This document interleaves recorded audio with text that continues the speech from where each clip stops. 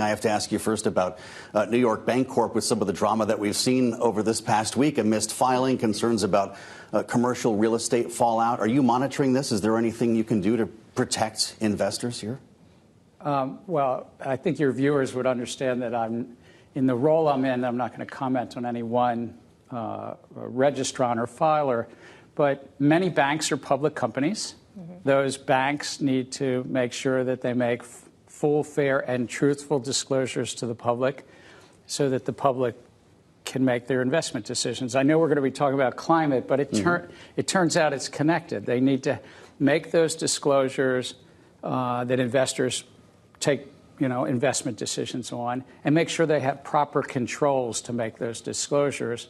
And but I don't have anything more on this one bank. But just broadly, you're not concerned about systemic risk that might be emanating from commercial real estate?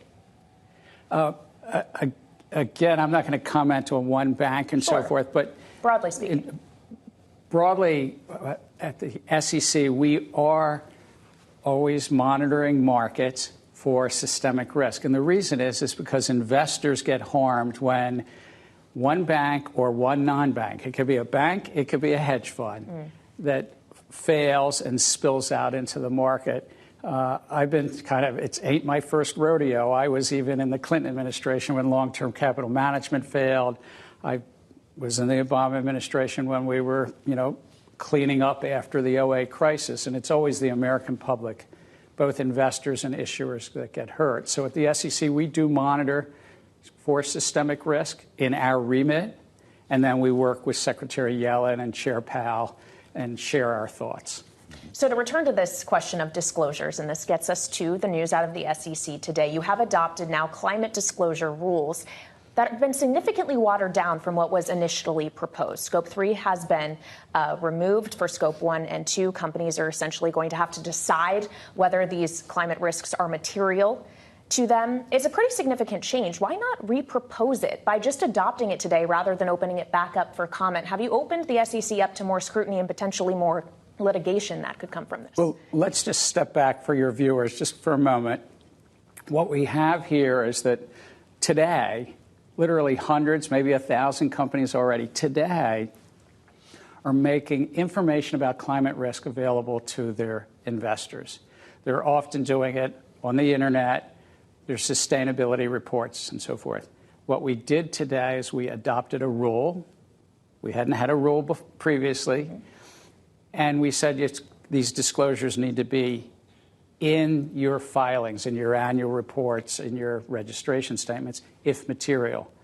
That's consistent with 5-7 decades of what we do. Materiality is the benchmark. It's investors get to make the investment decision based upon the material disclosures. In this case, climate risk is something investors want to know about. Hundreds of companies are already making such information available, but this will give it more reliability.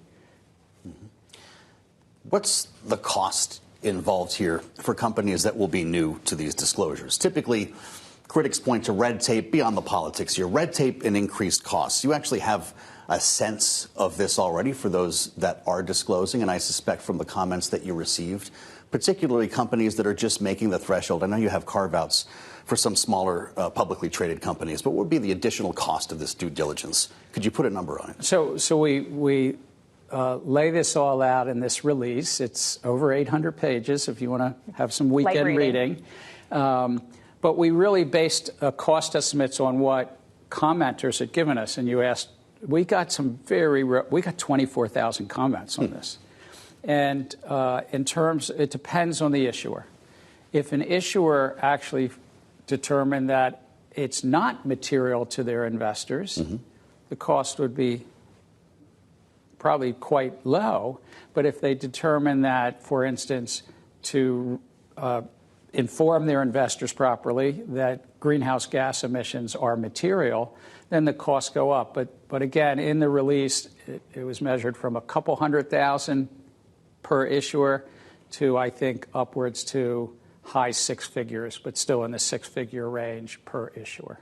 But leaving it up to the issuer to decide whether this is material, could this actually result in less disclosure around climate-related risks, not more, to avoid incurring some of those compliance costs? Well, what's interesting is if you look at the Russell 1000, the top 1,000 companies, some surveys show that already 90% talk about climate somewhere, climate risk, and about 60% put out something about these so-called greenhouse gas emissions. And they're already doing it because investors want to get that information. But again, our history, our remit is about that which is material for investors. And that's what we're doing here. And we're climate risk agnostic. And if more companies make this disclosure or fewer make the disclosure, it's about materiality. But I would say what we did today is important because it will bring some consistency and it's a real rule. Kailey referenced the potential for legal action here. I suspect that you've it's part of our democracy. Put some time into this, indeed. And obviously, legal challenges are already being planned. There are 9 states being led by West Virginia at this point we've heard about. But I wonder, when you consider this, and you've been down this road before, is it governments? Is it corporations? Is it environmentalists who will bring the legal challenges to the SEC, or it is all of them? I think that at the SEC, we endeavor to do things within the law and how the courts interpret the law. And so we take the economics into consideration. We take these 24,000 comments into consideration. And, of course, we take in another law that's not the securities law called the Administrative Procedures Act, how we do rule writing. I feel quite confident that we've done something within the congressional mandate. And why is that? It's because we're a disclosure agency, and that's all we're doing here. Companies already, 1,000+ companies are already putting out some climate risk information. Investors are already making decisions, and we're saying grounded in materiality, put it in your filings, and be consistent with what you're doing. On the subject of consistency, though, if you're a big multinational company, the SEC rules are now what they are. California's rules, Europe's rules are significantly stricter. How is this supposed to work if you have to answer to multiple jurisdictions? Kailey, it's a very good question. They have different authorities. We're a securities regulator. Europe passes a law through their European Parliament that had a goal to manage the environment. California, similarly, through their legislation. That's not what we do. We stay within our chalk lines, if I can use tennis. Staying within the SEC's chalk lines, despite conversations that you're having today around climate risk, you also, I'm sure, as a 5-member commission and as the staff are going to be considering in recent months, because you are facing a deadline coming up in May around a spot Ethereum ETF. It is, Kailey. You had to get your crypto question in. I do have to ask this question.